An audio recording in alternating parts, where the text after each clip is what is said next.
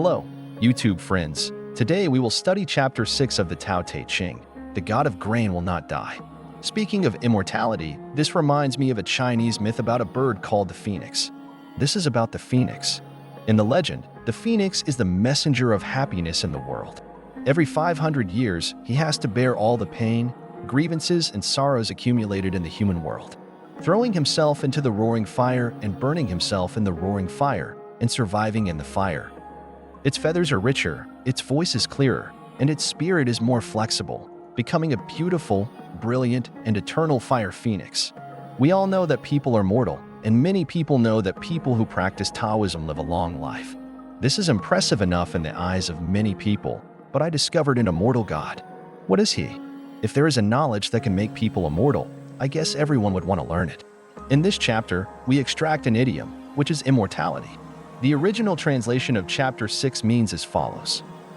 The magical effect of space is lasting and unchanging. It is like a mysterious matrix. And the birth door of this maternal body is the source of all things. Space exists forever, and people use it inexhaustibly. In this chapter, Lao Tzu talked about two core ideas. The first is that the Tao is immortal, just like a god. The second is that this eternal Tao nourishes everything and is endless.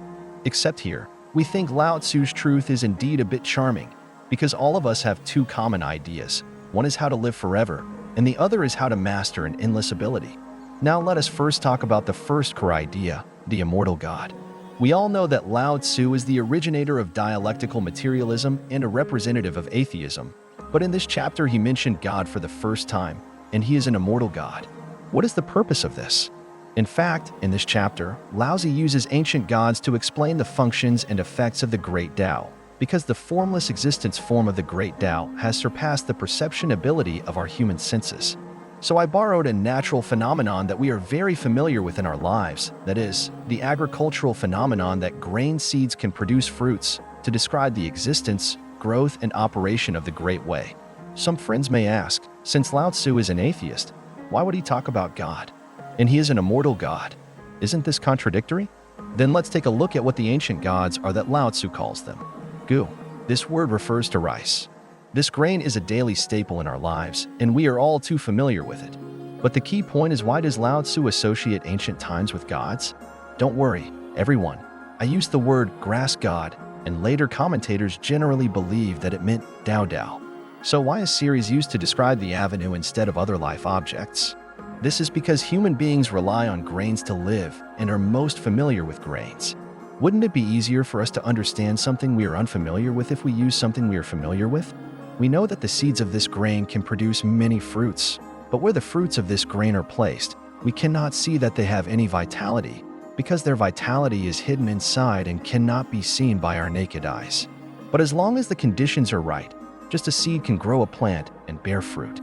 This is of course a bit magical in people's eyes. Therefore, the god of grain is the god of fertility. Regarding this matter, I think people more than 2,000 years ago saw the results, but they definitely didn't know what happened in this seed. Lao Tzu used the saying here that grain is born and never dies, just like letting us see a seed. We can't see any signs, but once the conditions are suitable, it will burst out with a kind of vitality. In this way, we know that for such a magical phenomenon, a natural phenomenon that gives birth to all things, I think it is most appropriate to use it to describe the abstract Tao. But what we need to understand is that the God mentioned by Lao Tzu is not some superhuman figure in our mythology, but an energy or law that we cannot understand based on our past experience. From this we understand that praying to God will not work. We can only learn and understand the Tao, and learn to apply the laws. Once we master the laws, we can become like gods. Even if the body disappears, the path in life is immortal. Therefore, the Chinese people have had a concept since ancient times that only those who understand the Tao can survive. Now let's talk about the second core essence of this chapter, which is the endless power.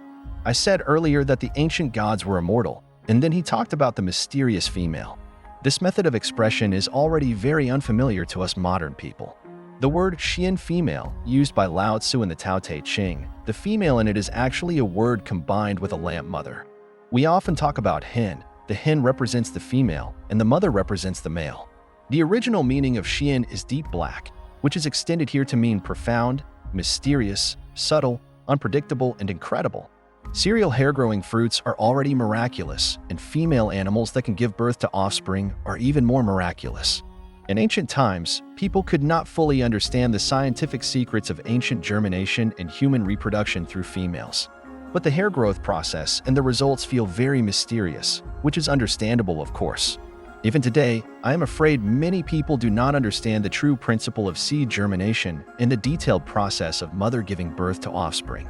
That's why Lao Tzu used the term mysterious female here, which means that the mother body that breeds and gives birth to all things in the world is very mysterious, and it is also used to describe the Tao with infinite creation ability. Of course, if you realize the Tao and unite your life with the Tao, wouldn't you have endless power? No wonder so many people from ancient times to the present have such admiration and obsession with cultivating and enlightening the Tao. What can we understand through the thoughts in this chapter of Lao Tzu? There are two shocking conclusions worth remembering. First, the great Tao is born from all things. It is not self-born and therefore does not die. This is called eternity. Second, the forms of all things are subject to life and death, but the great Tao hidden within them is neither life nor death. We summarize Lao Tzu's original thoughts into a few sentences and dedicate them to everyone. The Tao is like a god, giving birth to and nourishing all things. The Tao is like a mother, nourishing life. The Tao does not generate itself, so it does not die. The Tao God is in life, and there is no confusion about the Tao. The Tao is like a god, and it is foolish to seek God. It is one with the Tao, neither birth nor death. From this we understand two extremely important truths. The Tao is selfless and gives birth to all things, but it does not give birth to itself, so it does not die. The Great Road is immortal, so it is endless. At this point, you should know the idiom in this chapter, the secret of immortality. But we people all seem to be selfish. Is it because of our selfishness that we have life and death? Can we solve the problem of selfishness? In the next lecture, I will help us uncover the truth about selfishness. You will also hear me teach you how to be selfish. Will you be shocked when you hear this?